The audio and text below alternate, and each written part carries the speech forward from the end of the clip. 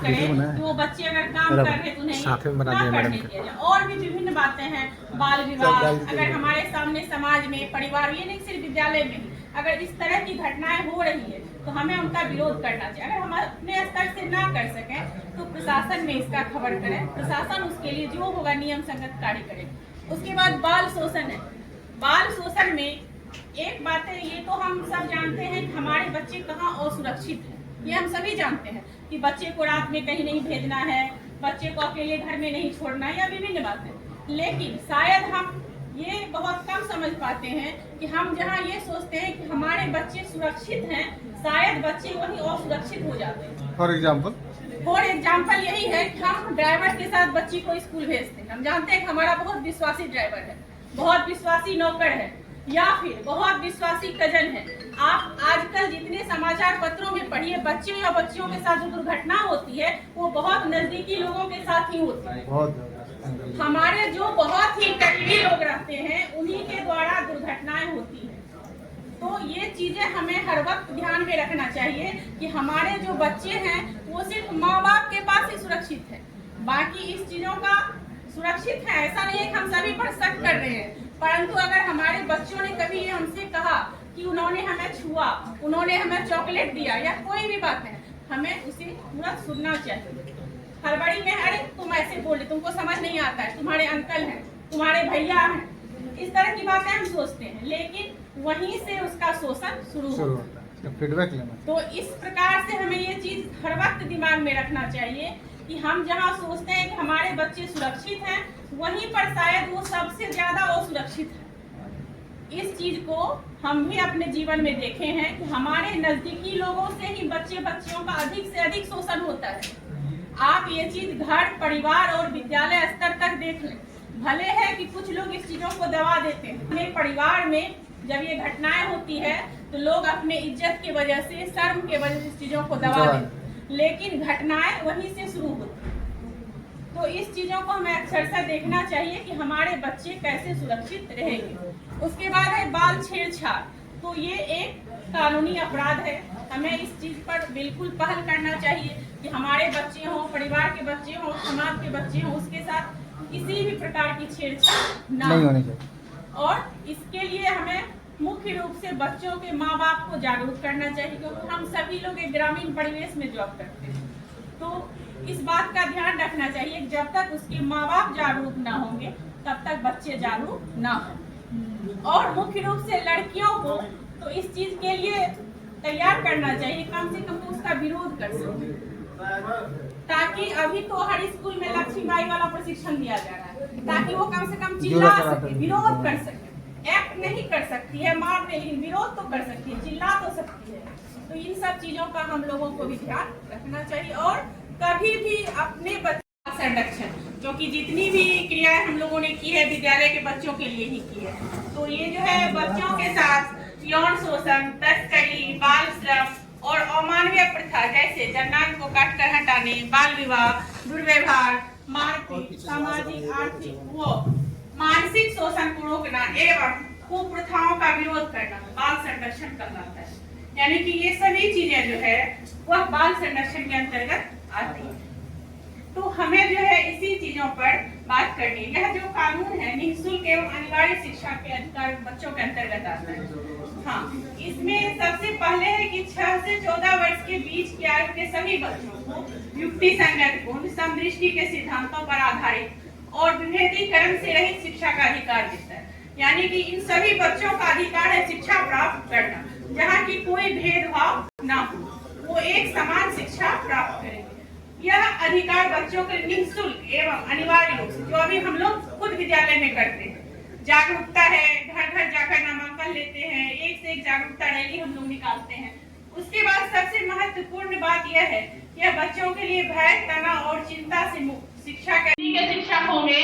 तो कक्षा 9 में कहानी भी है ना, भगजोगनी वाली कहानी जी जी जी जी कहानी का प्लॉट हमारा आपदा से संदर्भित जो भी टॉपिक है, विषय है, उसको पुस्तक से भी जोड़ दी गई है। जी भगजोगनी की कहानी इसी संदर्भ से है ना। जी जी वो काफी कम उम्र की बच्ची थी, गरीबी की वजह से उसकी शादी दुगने उम्र के युवा से और उनका निधन हो गया। उसके बाद क्या, उसके सौतेले बेटे से शादी कर जी जी ये उसकी आत्म कहानी है जी। तो इस प्रकार से जो है अगर उस समय समाज या परिवार जागरूक रहता वो सारी उसकी शादी रुक सकती थी, उसे अच्छी शिक्षा दी जा सकती थी, पर वो नहीं। ये हमारे समाज के कुरीतियां हैं।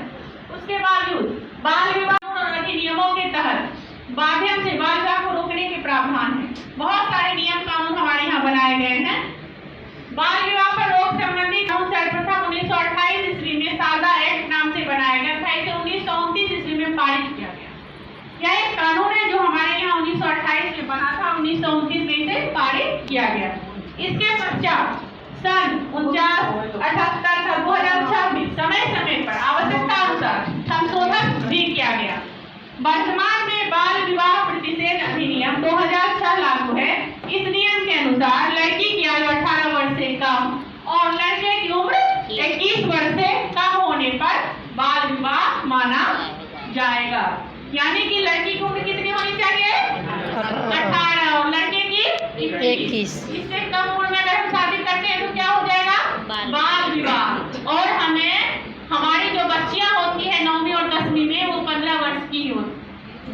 तो अगर हमारे विद्यालय में हुआ ना शादी हुआ लगले तुरंत बाद उनके पति का निधन हो गया तो बाल बच्चे को उसका शादी हुआ और जब तक वो शादी की उम्र की हुई तो क्या हुआ? विधवा हो गई। तो उसका बचपन खत्म हुआ और जवानी भी खत्म हो गई, यानी उसका पूरा जीवन ही बर्बाद हो गया। उसके बाद है जनसंख्या विस्फोट की समस्या। कम उम्र में जब शादी होगी तो क्या होगा? बच्चे होंगे। शादी के बाद नॉर्मल प्रक्रिया है, हमारे यहाँ बच्चे पैदा होंगे और उससे क्या होगा? दिन ब दिन और जनसंख्या बढ़ेगा। और जनसंख्या ही नहीं बढ़ेगा बल्कि कम उम्र में विवाह होने पर गर्भधारण होती है और अभी भी अधिक से अधिक महिलाएं उस दौर भूल जाएगी। तो उसी प्रकार हमारे समाज के कुछ लोग होते हैं डिसिप्लिन के समाज, जिसको अभी हम लोग जो जाके बताएंगे वो समझ जाएंगे नहीं मैडम लोग बोल रही है सही है, सर बता रहे हैं बिल्कुल सही है, हमें इस चीजों का पालन करना चाहिए। और कुछ होते हैं नमकीन टाइप के, नमक के समान, जिसको कि थोड़ा सा हिलाना डुलाना पड़ेगा कि नहीं भाई सुनो हम सही बोल रहे हैं, तुम्हारे बच्चों के लिए सही है, तुम्हारे परिवार के लिए सही है, समाज के लिए सही है, तो इसे करना ही है। और कुछ कैसे होते हैं मोटे दाने चीनी के समान, वैसे भी चीनी सेहत के लिए हानिकारक है ना। तो उसको क्या करेगा? बार बार उसको हिलाना डुलाना झकझोरना पड़ेगा। 2 4 5 बार उसको स्कूल बुला के करा डोज देना पड़ेगा, क्लास लगाना पड़ेगा। बच्चे को स्कूल भेजे, क्यों नहीं भेजते हैं? बच्चों को क्यों मारपीट करते हैं? शादी नहीं करनी है बच्चों की कम उम्र में, विभिन्न समस्याएं जो है। और उससे भी नहीं है, अगर शादी कर रहे हैं तभी हम प्रशासन में खबर करेंगे, है कि नहीं? जब उनको थोड़ा कड़ा डोज पड़ेगा, जोर जोर से हिलाइएगा तो फिर वो भी समझ जाएंगे और डर से भी वो फिर करेंगे, उनके समझदारी आ जाएगी। तो लेकिन करना हमको हर हाल में है, यानी हम जो सीख कर और समझ कर यहाँ से जा रहे हैं, हमारा यह कर्तव्य बनता है और समाज के लिए यह एक उचित कदम भी है, हम इसमें अपनी पहल करें। तो क्या आप सभी इस चीज के लिए तैयार है ना? यहाँ से जाने के बाद अपने परिवार, समाज और विद्यालय में इस चीजों को देखना है, करना है कि हमारे परिवार के बच्चे और हम भी कैसे सुरक्षित हैं और हमारे परिवार, समाज और विद्यालय के सभी बच्चे सुरक्षित माहौल में रहें, सुरक्षित पढ़े लिखे और सुरक्षित जीवन जिए। इन्हीं शब्दों के साथ हाथ को इसके बगल में रखिए,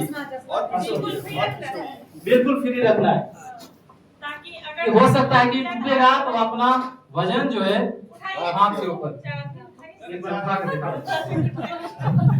देखिए, और इसे उठा के इसको चेक कर लेना, हिला डुला के। हाँ जो अब इसको क्या करना है, चेक कर लिए ना, अब इसको फिर से रख देना है। आप सब पलट जाइए।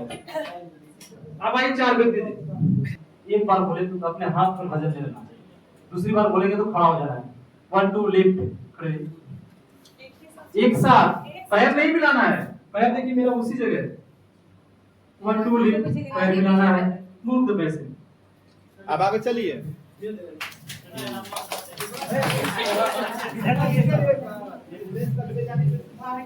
ये देख लें, ये आसानी से आपको बन भी जाएगा और ले भी जाएगा, ऐसे नहीं ले जाना है। कभी भी घायल व्यक्तियों को अगर आप समतल जगह जा रहे हैं तो उसका सर आगे होगा, है ना। सीढ़ी से उतर रहे हैं तो सर पीछे होगा, सीढ़ी से ऊपर चढ़ रहे हैं तो सर आगे होगा, क्योंकि हर जो पिछला जो रेस्क्यूअर है उसको बॉडी के ऊपर ध्यान नजर रखना है।